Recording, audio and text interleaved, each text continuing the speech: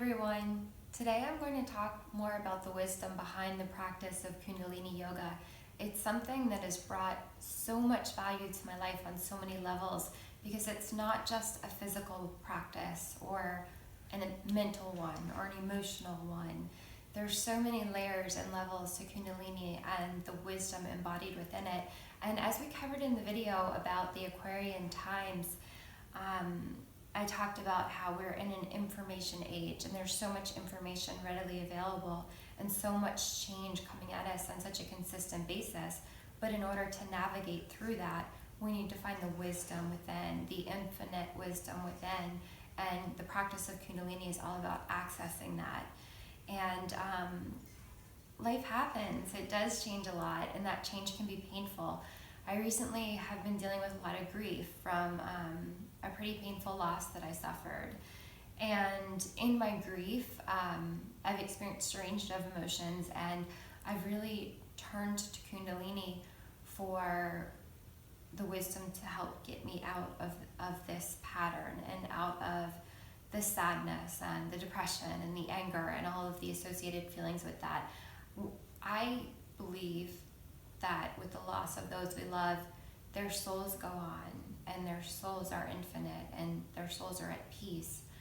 But it's me, it's us as humans who are left behind who are hurting because it's the lacking in our everydays.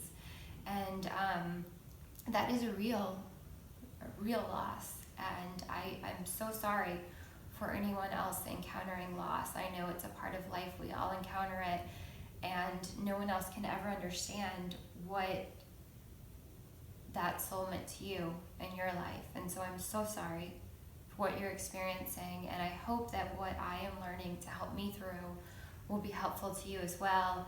I was reading about gratitude last night and thinking about lists of gratitude, and it's a word that we hear thrown around so much these days. You know, wake up and make your list of 5 things or 10 things and do it at nighttime, and it's a great idea.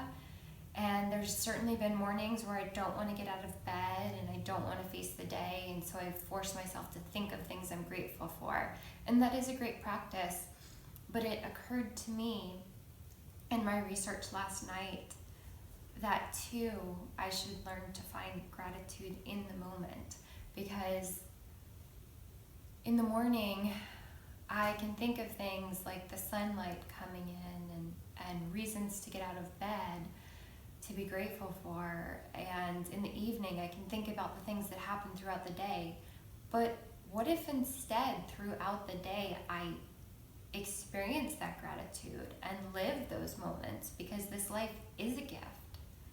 And yes, there's pain and there's loss, but there's also still so much beauty and so much life and so much bliss to be experienced in every moment. Even though it's hard, you have to choose the bliss, you have to choose the happiness, you have to choose to live. And it's said that at the end of our life that there's a bit of a life review that goes on, whether it's a few seconds or 8 seconds, that your whole life passes before you pass on. And I ask myself, what needs to be in those 8 seconds? When those 8 seconds happen and I'm going to the next plane and I'm going to a place of peace, what needs to have been in those 8 seconds for me to have felt like I honored the gift of life that I was given? And I know very clearly what those things are. And so why am I letting time pass without living in support of those goals, dreams, destinies, whatever you want to call them? So my choice is to find gratitude throughout the day in the seeking of those paths, of those goals, of those dreams. So for instance, in this moment, I could tonight reflect on the day and think of 10 great things that happen, and that's wonderful, and that's a great practice.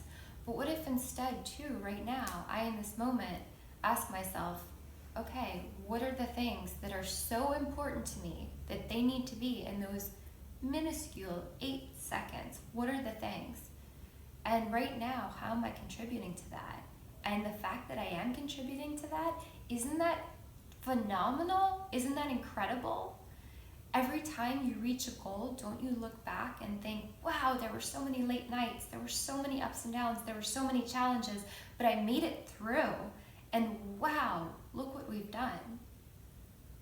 So the gift really, it's not in the attainment of the dream or the goal, it's in the struggle and the fight and the persistence and the process. And there are joys and bliss in that process, but there are the bumps as well.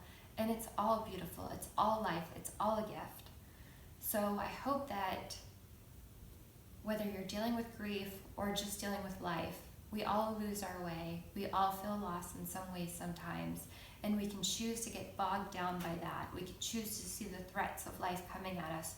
Or we can choose to find in every moment how we're contributing to this great gift of this path of destiny that we've been given.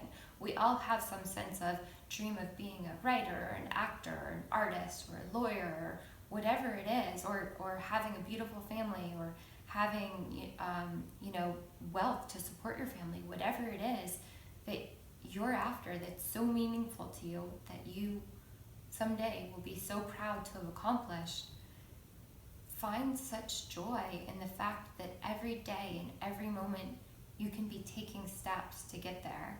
And if you take assessment in your moments throughout the day and you find that you're not doing anything that moment, you're just distracting yourself, maybe watching TV or searching the internet or doing something that would prevent yourself from getting there, then say, okay, I'm grateful to acknowledge that I'm not doing anything about this right now. So please, guides, angels, God, whatever force you believe in, help me get up, take action, and work towards that, because creating those things is a beautiful, beautiful process.